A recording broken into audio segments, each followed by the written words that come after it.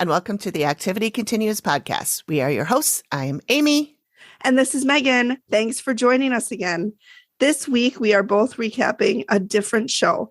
And it's a continuation of our previous episode, which was part of the Boo Pod Network series covering Bridgewater Triangle. Yeah, when we picked this show as our contribution for the series, we were thinking we would do like a high-level recap, not like the recaps we do with the Dead Files, where we basically walk you through the whole episode. But the more we watched and took notes, we realized the story is so complex and didn't want to miss anything. So we have a lot of notes. I have shortened my version at least twice, but, it's still multiple pages long. So in the episode we did last week, which was part of the Boo Pod series, we just talked about the murders. We didn't really talk about the show as much. We just talked about the murders, the players, the people, all the different characters. Yep. Well, not all the different characters because there's a gazillion.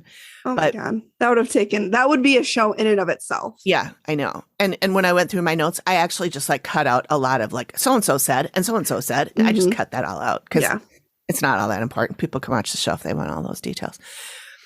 So, what else we should talk about? I wanted to mention Coffee, the website Coffee. That is a Patreon replacement. I did lower the cost. I didn't know I could do this, but I did lower it to $3. So if anybody wanted to get in there for, to support us per month, you can do $3 now. You can do $5. You can do whatever you want. But it was at $5 and I did lower it to $3. I didn't realize before that I could do that, but I could. So I did. And then this Instagram thing is making me insane. I feel like I want to just create 10 new accounts and then follow us on with all of them because I've been watching it until we get to, hoping that we get to 1,000. Yeah. So this morning I woke up, we had 1,000. I was super excited. I took a screenshot. A couple hours later, it went back down to $9.99. Damn it. It went back and forth, back and forth. I checked it at 410 and it was $9.99. I'm going to look at it right now. I'm going to refresh the page and we'll see where we're at. $9.99. Damn it. So we need 10 followers more so that it doesn't keep bouncing back and forth. I don't know if people are unfollowing us, some people do, or they follow someone just to get them to follow them and then they unfollow, which is a super dick move. So please don't do that, people. Yeah, that's real shitty. I'm sure none of our people are doing that. No, they wouldn't. No. And we forgot to celebrate our 5,000 downloads. We reached 5,000 total downloads. We're the best. This past week. And we are over 5,200 now. That's seriously amazing. It is. In less than a year. I know. It's pretty good. We're on our way to becoming My Favorite Murder Famous. I just know it. I know around the corner. Yep. We're basically there. Around the corner. Yep. And our promo partner this week is the newest member of the Boo Pod Network. It's called Certainly Strange. New podcast. Well, I don't know if it's a new podcast, new to us. And in other news, we have a sponsor. Yeah. So you're going to hear a little snippet about what our sponsor is, but basically it's a company called Manscaped, and we are wearing their t-shirts right now. They're super comfy t-shirts too. 10 out of 10 would recommend. They are. So what else should we talk about? What's been going on? Why are you so busy? Well, I've got my class going on and getting ready for this craft fair, the December 3rd. Work, holidays coming up. It's just everything is just happening at once. Well, the good news is that we'll be taking a break pretty soon. I think we probably only have another 1 or 2 episodes and then we can take a break and until January. Which is good and also bad though, because I love doing this. I love doing it. It's not that I see it as a task I have to do. Yeah. You know what I mean? It's just the end of the year is so busy. Yeah. We're already into November in 2 days. I know. I can't believe it. Yeah. Tomorrow's Halloween. I know. Are you doing anything? Are you guys dressing your kid up? We did. We went to a Halloween party at my husband's cousin's house last night, and he was a gorilla. So he was cute. So cute. Yeah. And running around and just being his little happy self. I was John was a cowboy. So a hat and boots. And, I don't need to tell you what a fucking cowboy is. I just mansplained what a cowboy is to you. Good God. These shirts, man, they do something to you. Yeah. Just kidding. We've been talking about balls for a while because we just recorded the ad. So we've been talking about balls. We are having a department decorating contest at work tomorrow. So I was like super excited. And then I went over and saw my competition and they might win. Oh, they might really? win. But I got some bones, all this from Amazon. I got some bones. I got some cobwebs, which they have too. And then I got this like shower curtain, like curtain-y thing, not shower curtain, but like a curtain-y thing that looks like blood.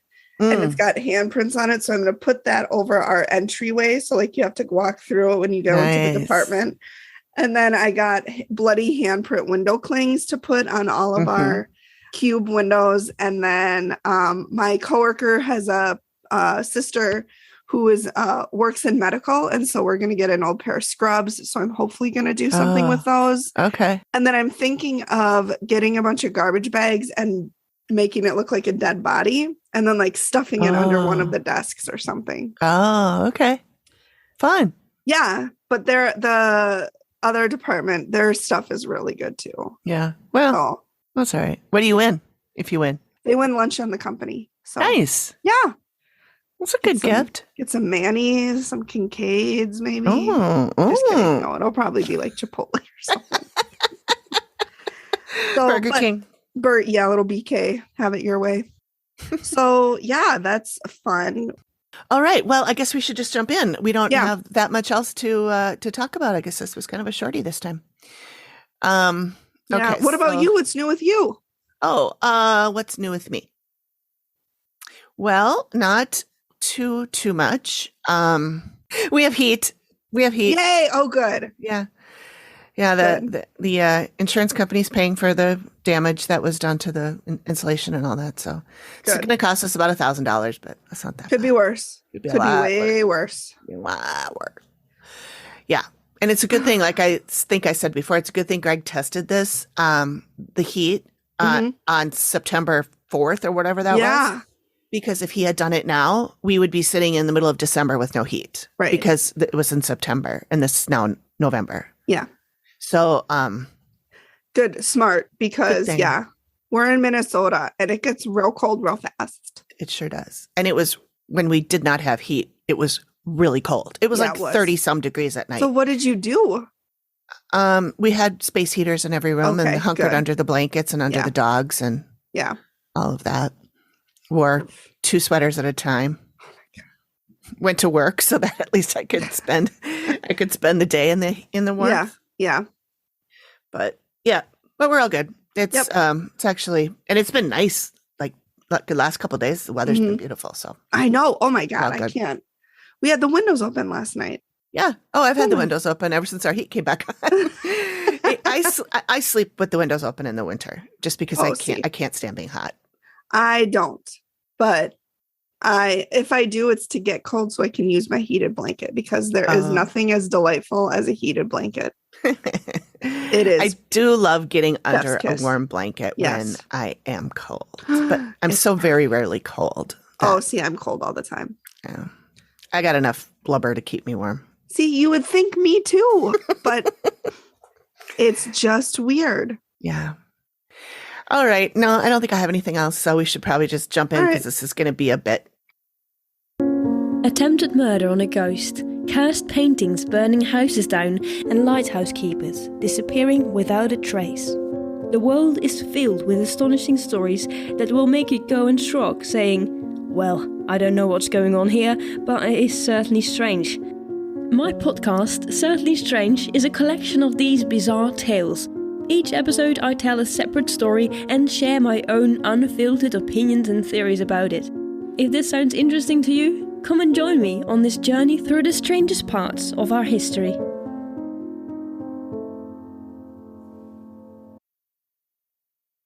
Support for The Activity Continues is brought to you by Manscaped, who is the best in below-the-waist grooming. Their products are precision-engineered tools for all your grooming needs. Manscaped's Performance Package is the ultimate hygiene bundle. Join over 4 million with an M, million individuals worldwide who trust Manscaped with this exclusive offer for you. 20% off and free worldwide shipping with the code activity at manscaped.com. So the holidays are approaching, and it's time for shopping for the men in your life. And I don't know about you, but my husband is so hard to shop for. So if yours is the same, consider Manscaped. We are partnering with this company, and our guys got to try out their Performance 4.0 package, which includes 2 types of trimmers, deodorant and toner. The regular shaver trimmer is called the lawnmower. This is one thing I think is so funny. Their names for everything is hilarious. That's real. Their names are really good too. Very clever. This is a 4th generation trimmer, and it features a cutting-edge ceramic blade to reduce grooming accidents. And thanks to their advanced skin-safe technology, the Lawnmower 4.0 is waterproof and also has a 4000K LED spotlight for a more precise shave. The nose and ear hair trimmer is called the Weed Whacker, and a more apt name has never been for my husband.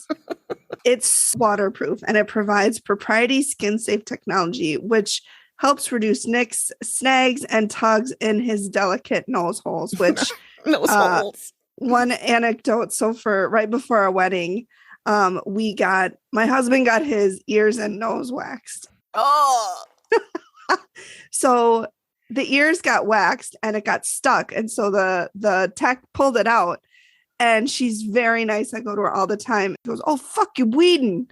And she and I just busted out laughing, and I feel so bad.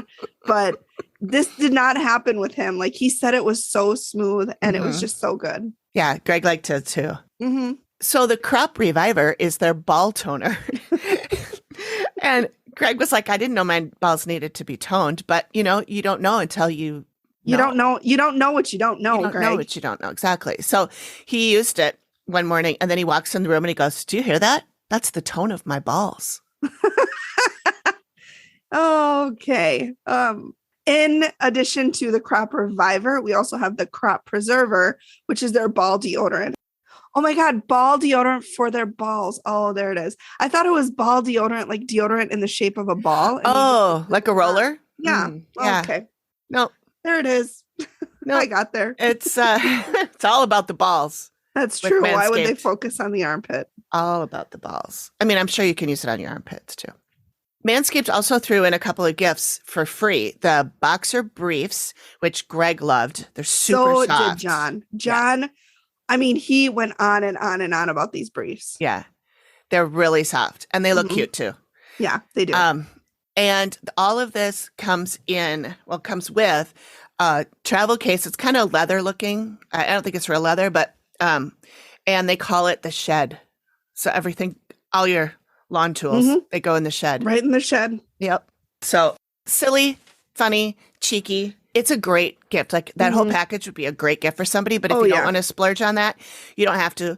You can just buy the trimmer or just buy the boxer shorts or whatever. And because we are partnering with them, we have this promo code.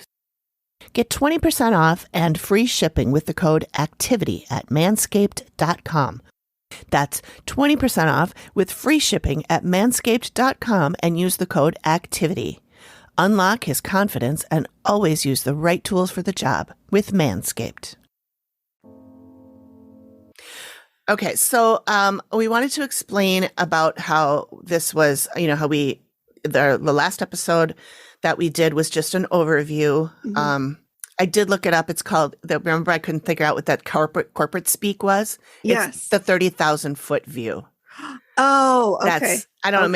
Maybe I don't think they ever said it where you and I worked together, but no, other places I've worked, I had a job where I swear my boss watched corporate videos all day to learn how to behave. He was basically Michael Scott. Oh God. And he used all of those stupid corporate terms speak, and all that lingo and shit. It was circle exhausting. back. Yeah. Oh my, all of it. It was really exhausting. Yeah. So that's what I had in mind when I was trying to now that you say that, I do remember them saying that. But if you hadn't said the phrase, I would be here all night. I would not Well, have thought of it. I Googled it while I was making the video. Mhm. I was editing the video because a lot of times when we can't think of something or I get something wrong, I will correct it in the video. Oh, So I'll, nice. go in Yeah. there. Anyway. Okay. So, so that was the 30,000 foot view Yes. that we did our last episode. Other corporate speak term, high level overview. Yep. That's a good one too. Mm-hmm. Yep.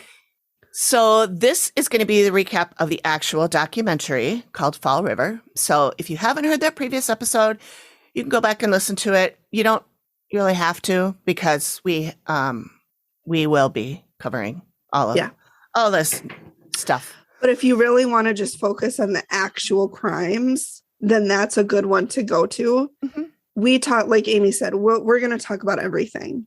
Mm-hmm. But last episode, we just talked about the crimes. So there were 3 murders that occurred. So if you want to learn about them first and then come back, go to the previous episode that we released. Yeah. So the show is called Fall River. It's a documentary series. It aired on Epix, which is a network I'd never heard of before this. But I got a free trial so that I could watch. And then I spent too much time goofing off and I didn't get the whole thing watched in my 7-day free trial. I ended up paying for a month of it. Probably How 2 much months was now. it? I think it was $6 or something. Oh man, 3 maybe. I paid it for it on YouTube, and that's $16 a month Oh, you did for a YouTube Premium. Oh, YouTube Premium. Well, I should probably stop that. Well, I've heard that YouTube Premium is one of the best ones to have. Like, I have friends that are using that instead of Hulu. Really? Yeah. Okay, well, maybe we'll stop Hulu because Hulu's really starting to act up for us, and it's getting a little old. Hulu's pissing me off. The only reason I keep it is that I like some of the Hulu originals that you can't see anywhere else. They do have really good originals, though. That's like the only reason. Predator. Oh, that was so good. I haven't seen that. It was. Do you watch the Predator movies? No, I don't think so because I don't know what that is. Okay, it's like a sci-fi thing. It's like an alien, and they come and they hunt humans. Oh. It's a whole movie series. It started in like the 80s. People are probably screaming at us right now because you don't listen. Which is fine. They've screamed at me before, but they did it on, I know Amy has because she literally tells me in messaging. She'll be Patron Amy. Yeah, Patron Amy will text Amy me. Allen. She'll be like I'm screaming at you, but in like a nice, fun way. Yeah. But Hulu did a Predator movie and it was phenomenal. It was so good. Oh, good. Yeah. Well, Greg likes that kind of stuff, so maybe. I mean, I do sometimes, but I don't normally like the whole sci-fi thing. Like Star Trek is not for me. No, me neither.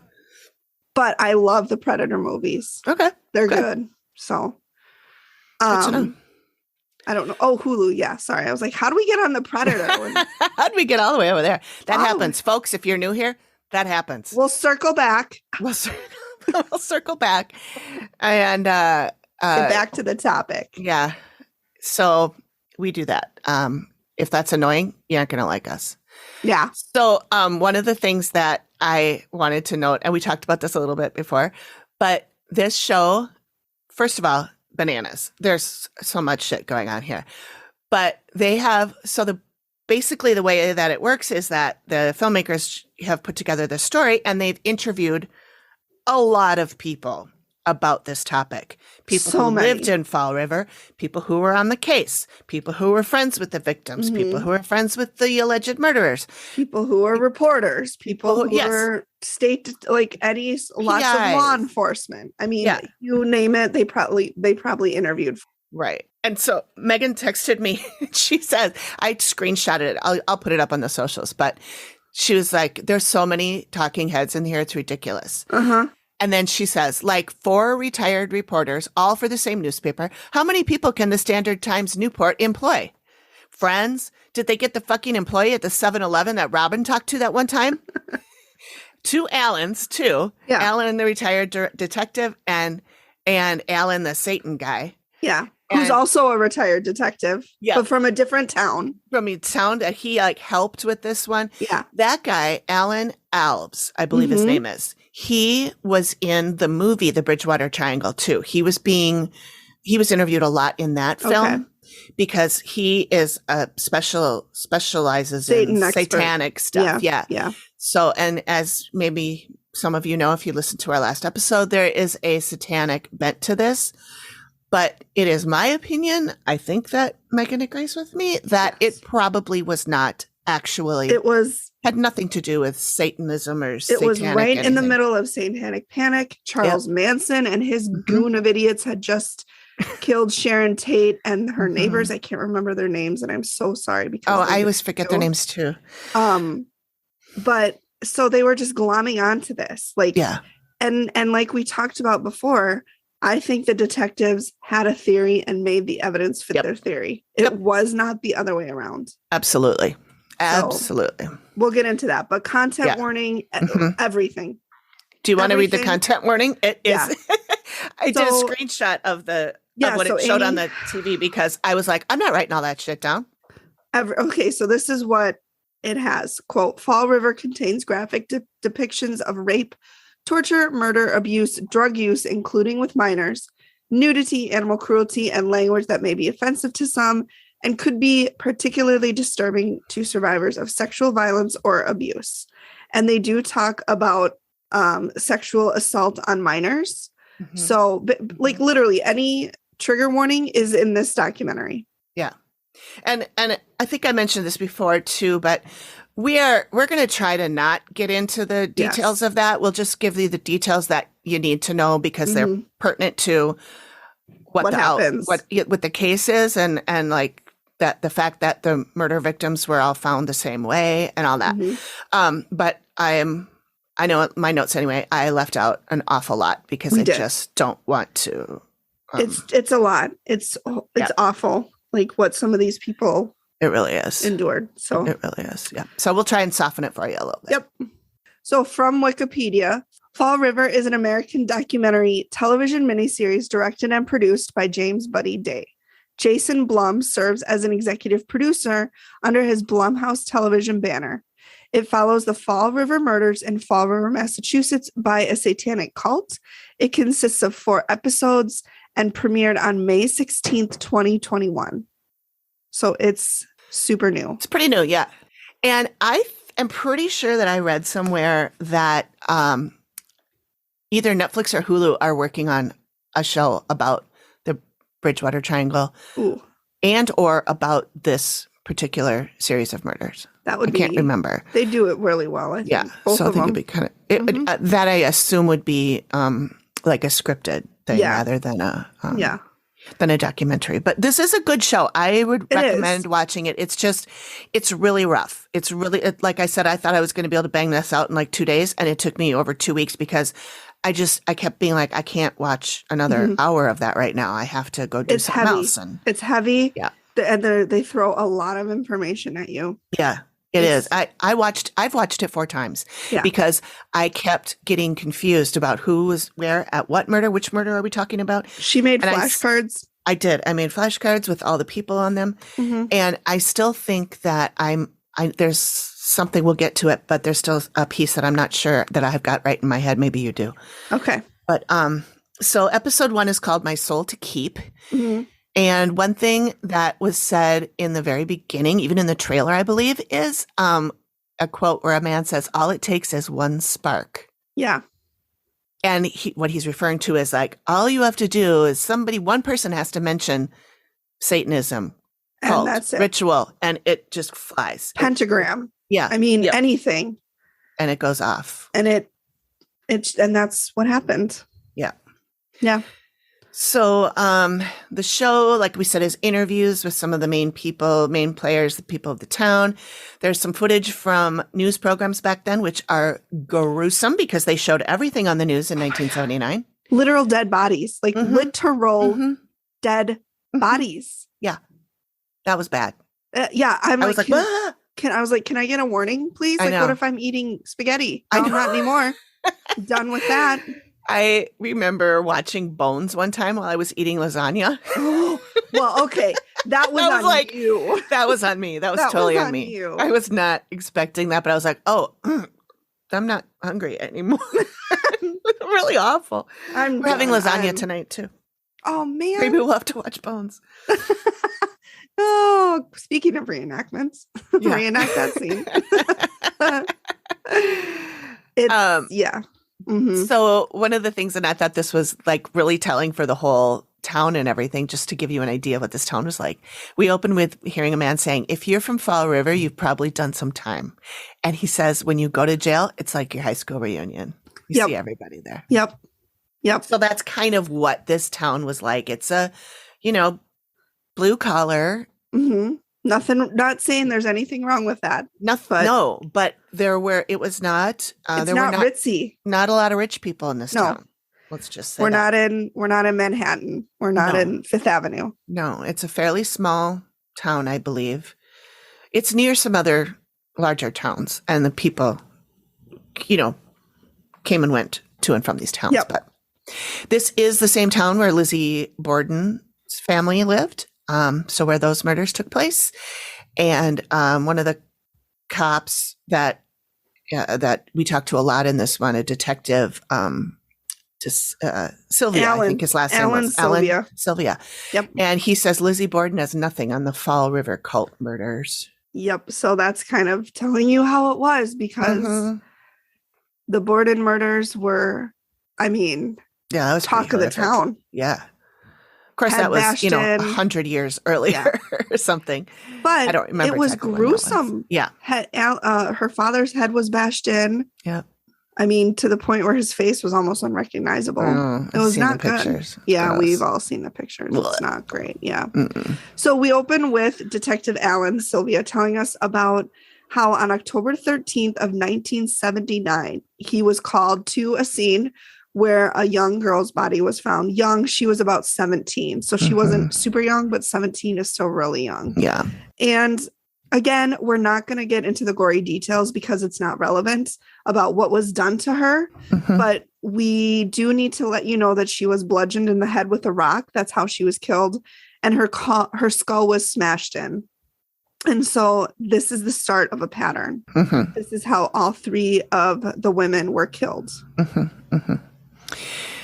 So the next day they did an autopsy. They didn't know who she was. She didn't have any ID on her or anything. So the next day they did an autopsy and did a composite drawing of her, which I didn't think looked anything like her, to be honest. But it worked because a friend of hers named John Joseph, he came forward and went to the city and made a positive ID as Doreen Levesque. It was determined that she was homeless, a sex worker, and an addict, and she was from nearby town Bedford, but she worked in Fall River because she didn't want anyone who knew her in her town to see her or recognize her doing that work. Like Megan said, she was only 17.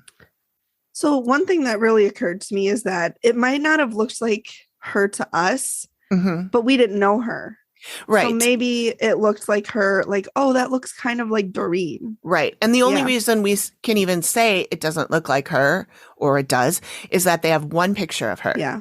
That the cops have brought up. And it's possible that picture doesn't look like her. It's possible that if you knew her and you saw that photograph of her, you'd be like, that doesn't even look like her. Right. Because we've all been in photographs where we don't look like ourselves. So who knows? Maybe the composite was an exact match. Yeah. That's a good point. Yeah. So in Fall River in the late 70s and 80s was crowded with drugs and sex work. And that Friday and Saturday nights, there were traffic jams, 30 to 40 women, and we use that term loosely, working the streets. And this all happened within a couple blocks of the police station. If you've listened to any true crime documentary, they talk about New York City in the 70s and 80s. This Massachusetts, you guys, they're right next door. So I can't imagine that Massachusetts in the 70s and 80s was any different than New York City. So lots of drugs, lots of sex work, that's just what it was like in the 70s and 80s. Yeah. And it sounded like people came from other towns to go to Fall River to pick up their sex because workers. They didn't want to be recognized because there was such a stigma against sex work, and there shouldn't be. If people want to do that, if both parties are consenting, do whatever you want to do. That's right. Live your life, But anyways, I'm sorry. We'll be on our soapboxes a lot, so I'm not even going to step off it. I'm just going to stay on it. I know, because there's a lot of shit in this that is maddening to both of us. So one woman interviewed, she was like, how did this even happen? Because again, like we said, this was right near the police office or the police station. She thought maybe some were paid to look the other way and, paid off or bribed or whatever. And we get into how bad the police and prosecutors were later. Like, yeah, it's bad. It's bad. It's real bad. Like so bad. So bad. So the cops initially thought that the murderer could be a John. And and for those of you who don't know, maybe you're innocent. A John is what people call customers of sex workers. A customer. Yes, that's true. I don't know why they call them that, but I don't know either. Maybe John Doe, because like it's maybe they hide their identities. Yep. Maybe. Yeah, I don't know. You're so smart. Well, I just guess that shit. Who knows? So they interviewed a man named Andre Maltese. Sometimes it's pronounced Maltese. Sometimes it's Maltese. Anyway, he was a customer of this Doreen, and that was well known apparently. And he was a suspect, and the cops said, yeah, he was a suspect at first, but, quote, turned out he was not involved. But they never get into how he was not involved or why they think he was not involved. And we'll get to that later, too. Yeah. Yeah. Spoiler alert. Spoiler alert. Everybody we meet in this is terrible. Everybody's terrible. Everybody lies. Yeah. Like literally everybody. Yeah. I mean, I was going to say like some of the like people in the town probably weren't necessarily lying, but we'll get to that too. Yeah, we'll get to it. Some of them lied too. So what they think happened is that Doreen met Carl Drew, and we'll get more into him in a minute. He was basically a pimp, and she was working for him. Detective Sylvia says that he was told, quote, Satan controls the street, end quote, and Satan being Carl Drew. Sylvia tells us that he was on the street daily. This is important, so remember that. Put a pin in that Carl Drew was on the street. And Sylvia saw him on the street often. Yep. So then we meet Carl Drew. He is still alive. He is still in prison. And the film crew is interviewing him. And the first thing that he says is he's happy to get this all out here because he's been in prison for a long time, 41 years at the time of the interview. Yeah. And he talks about his life growing up. And it's really no surprise that he turned to the life that he did because he had a horrible life. A lot of these people did. It wasn't great. Honestly, a lot of these people did. Most of them had a shit, like Robin. Yeah. Shitty childhood. Yep. Not great. We'll get to her in a minute. To it. Yeah. Sorry. But so no, that's okay. So here are the bullet points on Carl's life. Abusive alcoholic father who beat him regularly. When he was 14, when his dad was beating him, he decided he'd had enough. He beat up his father and left. Lived on the streets. That should tell you right there that he preferred living on the streets to living in a house with his family. 14. At 14 years old. Yep. So then he held up a convenience store and he was caught. So he did 6 years in prison. While he was out, he was told he had to stay in Fall River, condition of his release. And so he couldn't go find a better life for himself somewhere else because they made him stay there. Right. And he said in the interview, this first interview, at one point he says, for some reason, people knew not to mess with anything that was mine, as if he has no idea why. I wonder because he was a scary dude. Yeah. He was a big guy. Dude. He was a big guy. He was over 6 feet tall, muscly. He doesn't look like it now, he's sitting down, but he just looks like a regular, older guy. Yeah. But in those pictures of him from when he was 25, when this was all happening, you don't fuck with him. Big dude. Yeah. Yeah. And not big fat, just tall, broad shoulders, muscles. He was very lean, fit. I mean, I wouldn't have fucked with him. No. If I saw him coming, I'd cross the street and go the other way. Yeah. Yeah, he's scary. So he says that the girls paid him $200 a week to keep them safe on the street. And then they flashed to another woman and she's like, he wasn't protecting them. He was using them. Yeah. So again, we already have liars. We don't know who's lying and who's not. But, my guess is he's sugarcoating it a little bit. Yeah. He was a pimp. Yeah. And by all accounts, a scary dude. Yeah. And so I think that he's trying to be like, I helped them. I protected them. I'm this good guy and they pinned this all on me. Yeah. Well, and he says that the cops knew exactly what was going on and they didn't care. And they allowed it all to go on. So back to why it happened 1 block away from the police station. I mean, to be fair, there was so much shit going on in the 70s and 80s illegally that I'm sure the cops didn't care if a little sex work was going on. Right. In the scheme of things, cocaine, crack cocaine, all of that. I'm sure that they were like, you know what, sex work, the least of our problems right now. Well, and also, and I'm going to have to say allegedly here, but they were customers as well. Yeah. So they don't want to shut it down. No. Where are they going to go? So then a couple other people said some stuff about Carl. Detective Sylvia says how Carl's dad used to lower him into the well on their property to retrieve dead animals that had fallen in. Mm-hmm. Lower him headfirst into the well. Yep. He had a history of control of the sex workers and they were afraid of him. And then there's this woman, her name's Trish DeSoto, I believe. And she was a friend of Barbara Raposa, but she knew all of them. She knew all these girls. And she's what I was going to say earlier. She's the one I was like, I think she's the only one I believe. Because she seemed to be like, she really knew these people and she seemed to be on the up and up about all that. But then recently she said something in the news about one of these people that is the opposite of what she said in the show. But anyway. I saw that too. Yep. Yeah, we'll get to that too. But anyway, she said that she was friends with a lot of these girls. She said that Carl drugged them up and that, and then another fall resident says that he wasn't afraid to use force and made the girls do what he wanted. So yeah, he was a bad dude. He was a bad dude. And it's not uncommon for, I don't know if we can use the word pimps, but I don't know what other word to use. So if we're wrong, please let us know. I'm not doing it on purpose, but it wasn't uncommon for pimps to get girls addicted to drugs. Oh yeah. Then they have 100% control over them. Yeah. Yeah. I mean, basically what was happening with these young girls is they would run into someone like Carl and get their drugs. They're homeless. They, ran away from their families and they get hooked on the drugs, and then the sex work comes after that because they have to get money to buy the drugs, but then they also don't want to do the sex work without being on drugs. So it's a cycle thing. Yeah. So notes on some of the residents in Fall River said had a few things to say about the cops. So Trish says she had a friend who was working the streets and had a cop that would pick her up for service and not arrest her.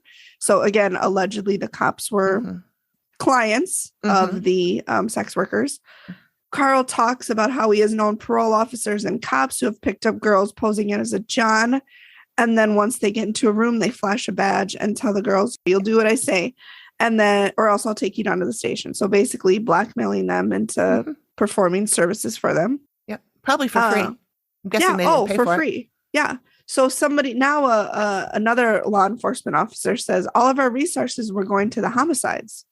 So Carl and everybody in this line of work was basically ignored until they became part of the investigation for whatever reason, which goes to what I was saying before. Like they have murders, they have drug use, they have all of this sex work. It probably wasn't even on their radar. No, it probably wasn't a big deal back then. To them. You can't end sex work no matter how much you try. Yeah. So as long as people are consenting adults and they're their own free will, let them do what they want to do. They're not hurting anyone.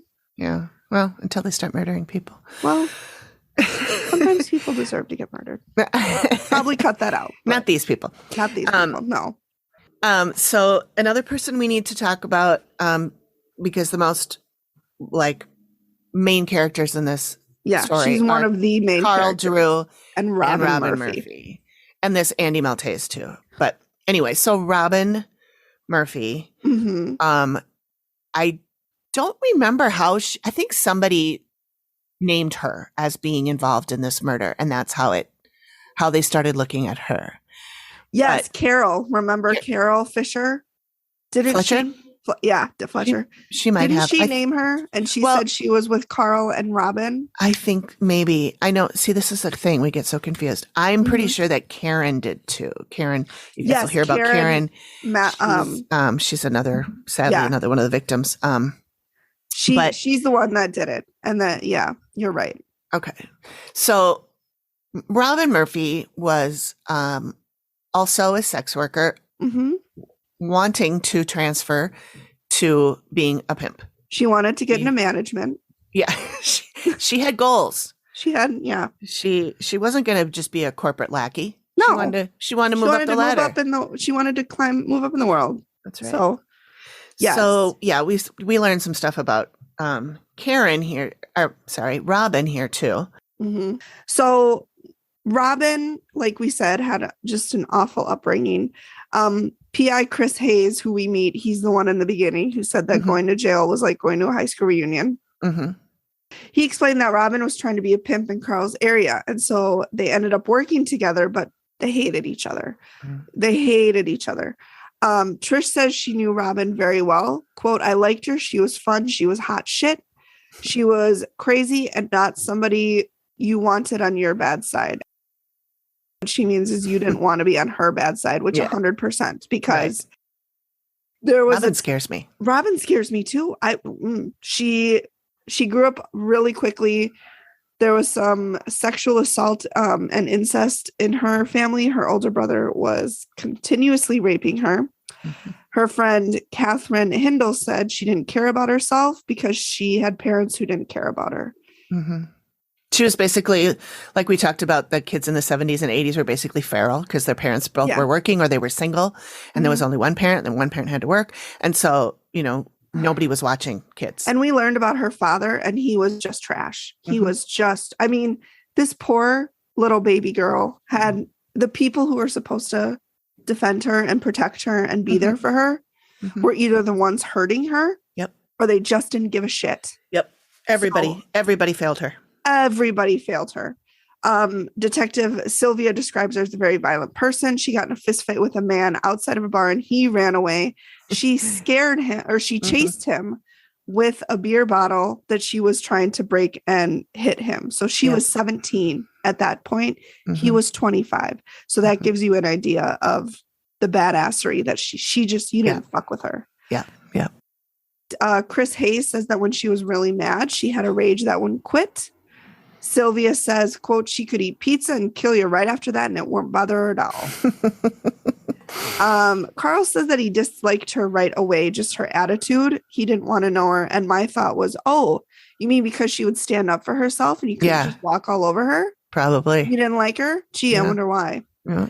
Trish says what she wanted, she wanted control. That's what she wanted. She didn't want to be a sex worker. She wanted to be the one calling the shots. Yep. She didn't want to have to do what she was told. And she didn't care if you liked her or not. No, so she didn't care if she was a dick to you. Nope. And she had an attitude like that because she didn't want people to want to know her. Right. And she didn't want people to control her. Right.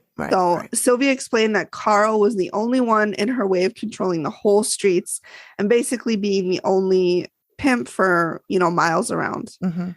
Both Carl and Robin had warned Doreen to stay off the streets. And because she was taking their business because she was young, she was pretty. She didn't work for either one of them. She didn't work for either one of them. She was an independent contractor. That's right. So it's funny to think about all these people as if they were in a corporate environment. I know. Yeah. But anyway, it's so intertwined, you guys. I hope you're taking notes because there will be a quiz later. There will be a quiz. So another character here is, we briefly talked about her a second ago, but she's another victim. Her name is Karen Marsden. Actually, she's the second victim we're talking about. And I feel like they kind of focused a lot on Karen. They did. Well, that's because the murder trial, the main murder trial was her murder. Yep. Yeah. Yep. So they talked to one of her friends. Her name is Elaine Gibbs. And she said Karen was a great friend. Elaine's mother was in jail. Her father was not present. So she lived with Karen for a while and helped her with her son. Karen had a son. This woman called her Jay. I did some digging. His father calls him JJ. Yeah, his father's Joe Alves. He calls him JJ. And his name was actually Joseph John Alves. And it said that he has since passed away. Yeah. And I Googled him. I tried to find him. I couldn't. I found a bunch of people with that name, but I don't know which one this is. Yeah. Carl says that Karen worked for him for about a year. Robin and Karen were girlfriends. As in romantic. Like buddies. Yeah. They were romantic girlfriends. Yes. And the woman they interviewed didn't want to talk about that relationship for some reason. Maybe it made her uncomfortable. I don't know. But there was some type of power that Robin had over Karen.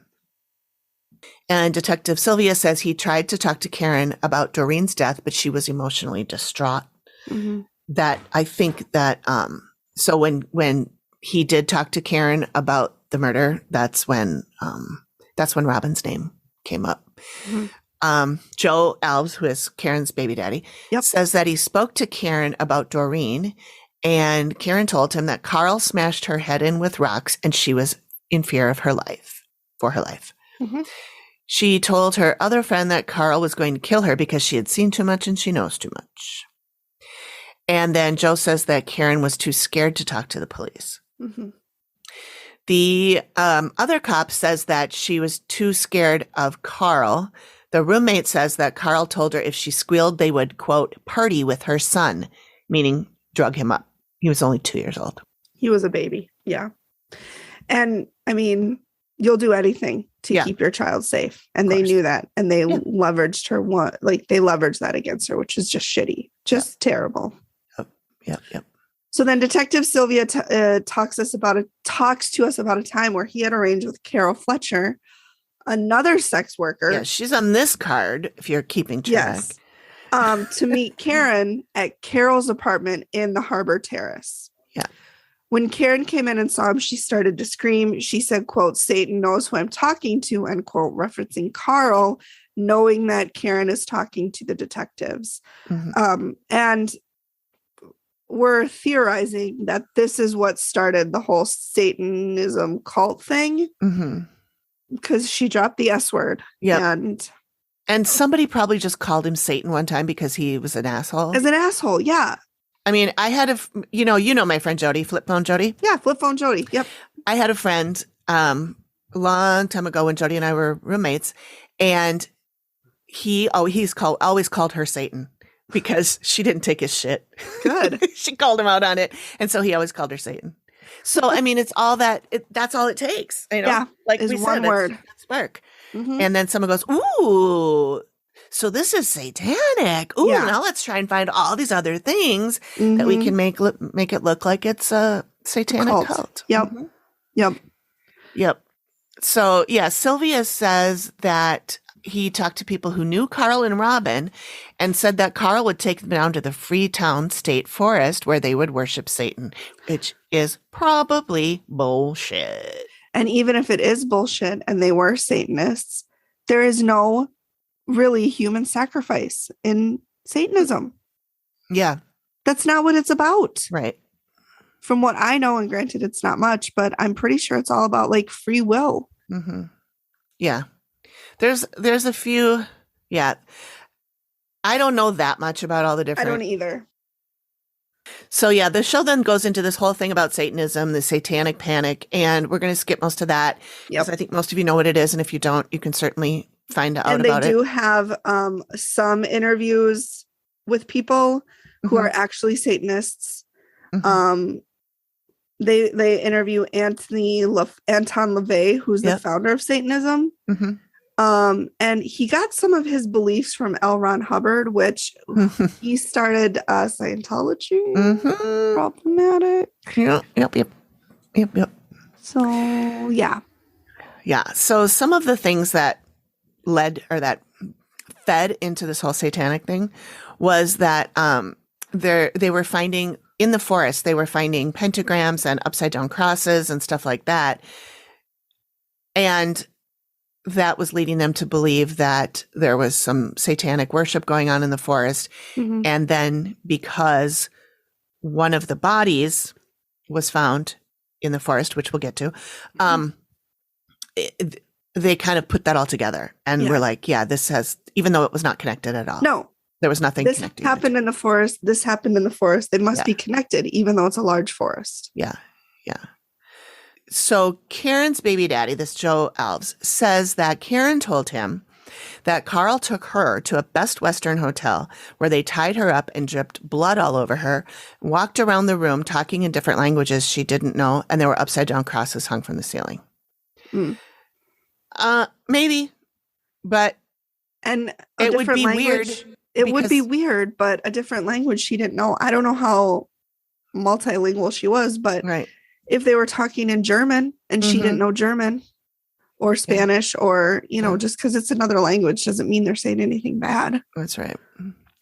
And it could have just been gibberish. It seemed, well, and the whole story just seems kind of too clean. It's too like, oh, I saw this it seems like if you were to say, describe a satanic ritual, if someone were to ask you, describe a satanic ritual, that's probably how you describe it, even though you've never been to one. Yeah. Because that's what we've been told.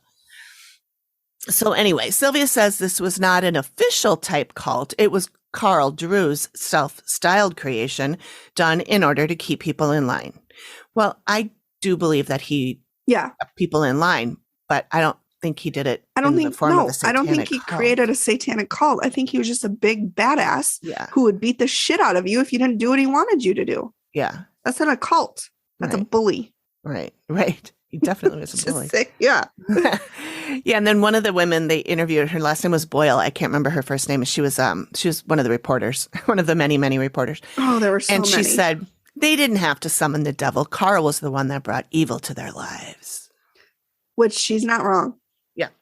She's not wrong. She's not wrong. So now we get to the main event, the main murder. The one that Carl's charged for, the one that Robin is charged for, and that's the Karen Marsden murder. So February 8th of 1980, this is 4 months after Doreen, who was the first victim. She was the one who was found under the bleachers. Karen took Sylvia to a part of the forest where she says Carl said he would take her child and kill him if she didn't do what Carl wanted her to do. Sylvia says she was incoherent and crying uncontrollably, which she was probably drugged in some way.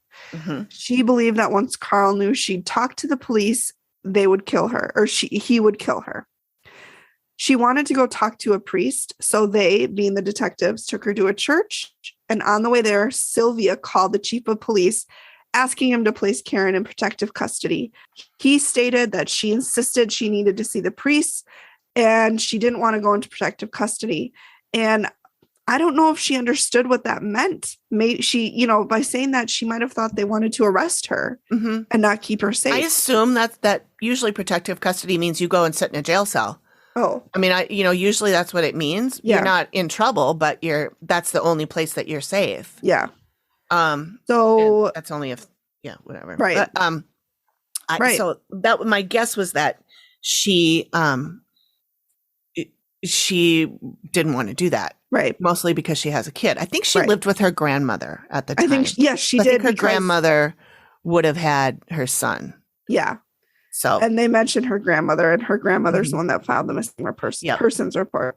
Yeah. So they dropped her off at the church to go talk to the priest. Detective Sylvia says that this was the last time they saw her. Next day, her grandmother filed the missing persons report. So Harbor Terrace, you're going to hear about a bunch of times. We already mentioned it once or twice. It is an apartment building in town that they all hung out in. A lot of them lived there, and they all hung out there. That's where the police used to hang out to, quote unquote, get information. Yeah. That's what they're doing. That's what they call it. There's another character who lived there. Her name was Sunny Sparta. Her real name was Maureen. And she was involved in drugs, and I don't know that she was a sex worker, but she was friends with all of them. And Robin called Sunny once while the detectives were there. And then I put in my notes, why on earth were they there? Oh, wait, I found out later. Yeah. They were there because they hung out there. Yeah. And they would bring these girls drugs and booze and sit there with them in an exchange for information that's their story. Anyway, so Robin called Sunny once while detectives were there, and she said on the phone that she was involved in Karen's disappearance. And that's what set her arrest in motion. So then the detectives brought the detectives brought Robin over to the DA's office, and she knew state police were working out of the DA's office, and she needed a deal. So she thought she'd get a deal with the police. She went into protective custody, so the local cops weren't able to talk to her anymore. So she kind of shut that shit down. Yep. While in custody, she told the DA that Carl forced all of these women to worship Satan and used it to take control of their money. Was this true? We don't know, because we don't know if she even said that. Yeah, you know what I mean? We don't. Everybody's lying. Everybody's lying. Did she say that and it was true? Did she say that and it wasn't true? Did she never say that? The cops just said she did. Yeah. Did she say it and she was coerced to say it? Mm-hmm. Yeah. We don't know. We'll never know. Mm-hmm. Robin also says that Karen told her that Carl wanted to make an offering to Satan and that he had killed Doreen. Karen says she picked up a rock and hit Doreen, and that Carl told her that if she didn't do what he wanted, she'd be found the exact same way that Doreen had been found. Mm-hmm. So yeah, the story is that her murder was Karen's murder. Karen's murder was done to silence her as a witness. Mm-hmm. And Robin, in her statement, said the police knew that Karen was going to be killed by Carl, yet they never arrested him. And then they cut to Detective Silva, who says that he didn't believe her. He didn't believe her at the time. He didn't think it was real. But then I put in my notes, keep in mind, this is a liar telling this story, but so is everybody in this case. Yeah, so literally everybody. I don't know how we'll ever know what really happened. I mean, someone could confess to murder and I don't know if I'd believe them. Right. Because everything else has been a lie. Well, and it's too bad that this was so long ago they didn't have all the forensic evidence that we would have now, or that, that somebody didn't save anything. I knew they wouldn't know to do that, but our buddy Joe Kenda did. He was saving evidence back then in the 70s and 80s when he was doing stuff long before there was any kind of DNA testing. Even any breakthroughs in that department. Right. But he saved all that just maybe someday we'll be able to. He saved that shit and solved a lot of cases, or a lot of cases were solved after he retired because he did that. So it's too bad these guys didn't do that. But anyway, so where are we now? Robin's story. Here's Robin's story. So this is the story Robin tells. She and Karen were walking down the street, and Carl and Carol Fletcher are in a car. They pulled up to Robin and Karen and told them to get in the car. And also in the car is Carl Davis and Willie Smith. They drive to a wooded area. Robin pulls Karen out of the car, pulls her out by her hair, pulls a bunch of her hair out. Yep. And then Robin says she was ordered to cut her throat. Now, this is her girlfriend. Yeah. Her lover. Yeah. And Robin says that Carl told them that they were offering her soul to the devil. Robin says it was a ritualistic killing. So police found Karen's jeans, some of her hair, and only the top half of her skull. The rest of her body has still never been found. To this day. Mm-hmm. So Hayes, the PI, says that he didn't understand what Satan worshiping entailed. He said, quote, "You could have told me that every night they drink chicken soup at 6 p.m. And I'd say, yeah, okay, end quote. To which I texted Amy, from now on, I'm going to drink chicken soup at 6 p.m. every night. And call herself Satanist. And call it, yeah. Carl, present day, says that he had faith in the legal system. Big mistake. Mm-hmm. That he never thought he would get set up and convicted for a murder he had nothing to do with. And to be fair, Carl's a bad guy. He's not a good person. Right. But there's literal evidence that he could not have committed this murder. Yeah. There's photographic evidence of him in another location at the time this murder was committed. Yeah. So that's kind of where, And this was the show as it's going on. Up to now, I mean, we've been interjecting our own thoughts about this as, for you guys. But when we watched it, well, at least I should speak for myself. When I watched it for the first time, I'm thinking Carl Drew killed these people. And I'm on board. I'm all like this. And then he says, I never thought I would be convicted for something I didn't do. And he's like, I'm not an angel. I'm not saying I'm a good person. I'm just saying I didn't murder anybody. Mm-hmm. And here I am sitting, get me for something I did do. Right. But I didn't do this. Yeah. And that's where I was like, what? Wait a minute. No, this show is turning into something totally different. It's a deep show. Isn't just victim, killers, conviction, jail. There are so many layers to this. Yeah. Carl had so no, this is where I was not 100% positive. the alibi of him being at his stepmother's wedding, pictures of him at that wedding, I wasn't sure if that was Karen's murder or Doreen's murder. Is that Karen's? I think it was Karen's. I think it was Karen's too. But of course, all of that got thrown out of the trial. So yeah, this is where I was like, what? And then the episode ends with just a bunch of the talking heads saying different things. Yeah. And we meet his post-conviction attorney, whose last name is Cutler. I forgot his first name. I think it's Michael. Okay. Is he the blonde, the white-haired guy? Kind of gray. Yeah, kind of grayish. Yeah. With a blue shirt. That's Michael. Yep. Okay. Michael Cutler talking about how Carl is not guilty. And then we see Chris Hayes, the PI, saying it was all made up. And then we see the investigative journalist, Michelle McPhee, say there was no evidence that connects Carl to it. And then she said the quote that I am going to probably pull out of it and play because Megan and I both laughed really hard at this. Yeah. She said, she's talking about Carl. This is somebody who's insane, barbarically nuts. And whether he did it to offer souls to Satan or he did it because he's a deep-rooted wackadoodle, I don't really think there's a big difference there. Yep. So, and then Trish says, who's already been talking about, shit-talking Carl this whole episode, she says, everybody knows it wasn't him. Everybody. And then they end bombshell, Robin admitting that she lied about everything. Yep. She lied about the satanic aspect of it. She lied about killing Karen. She lied about what was done to Karen. Everything was a lie. Yep. And that's how that episode ends. Yep. All right. Well, thanks for joining us, everybody. Amy, what is our Alanism for this week? Well, this one I picked because there's so much talk of drugs and stuff in this episode. Yeah. And my dad used to work he used to belong to a theater troupe, a theater company, and it was called Bloomington Civic Theater. And it's BCT is what they called it. And my mom was in there too. And all their friends that I still know. And he was reminiscing about the theater to Jackie, his wife. And he said, everybody overdrank to weigh extremes. Yeah, that's a good one. Yeah. And very fitting for this episode. Yeah. Yeah. So we will see you next time when we discuss episode 2. Hopefully 2 and 3. 2. Yeah. Maybe 2 and 3. Maybe 2, 3, and 4. Maybe just 2. We don't know. We don't know. Okie doke. All right. Bye. Bye.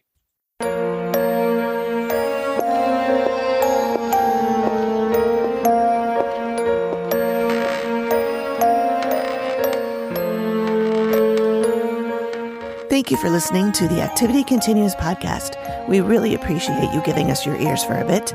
Please reach out if you have a suggestion for which episode of the Dead Files we should cover next, or if you have a spooky story you'd like us to share on the show. We can be reached at theactivitycontinues@gmail.com or through our website or any of our socials. Links are all in the description of the show. Please feel free to drop us a note and say hi. And join us next time when the activity continues. The Activity Continues is produced by me, Amy, at Collected Sounds Media and is part of the independent Collected Sounds Podcast Network. We are also proud members of the Boo Pod network of super cool podcasts. Nailed it.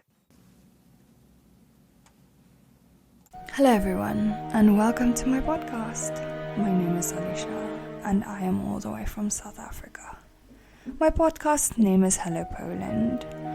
I am currently living in Poland, and being here gave me the advantage to learn some of the creepy stories and hear about the haunted places that's on this side of the pond. I am also talking about creepy, scary, and freaky people and places in South Africa.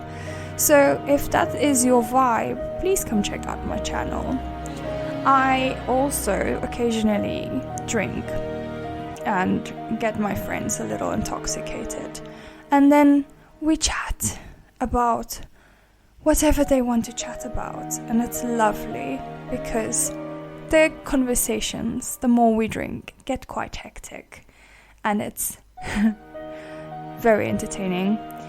So if you are interested in discovering a new channel, or you just want to come check me out, or I mean like the channel, please don't come check me out. Perf.